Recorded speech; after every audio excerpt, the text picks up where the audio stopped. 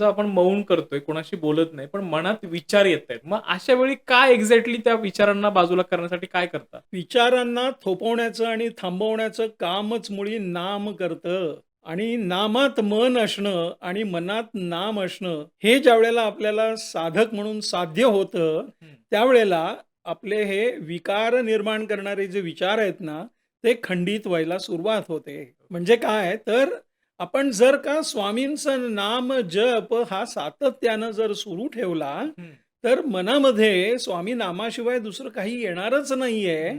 आणि ते थोपवण्यासाठी आणि थांबवण्यासाठी नामस्मरण हा अत्यंत प्रभावी असा उपाय आहे, की जो करायला आपण आरंभ केला, तर निश्चितपणे आपल्या मनाला आपण शांतता तर प्राप्त करून देऊच शकतो. पण मनातली जी चलबिचल आहे, अस्वस्थता आहे किंवा नैराश्य आहे, ते देखील दूर होण्याच्या दृष्टिकोनातनं ते शक्य होऊ शकतं.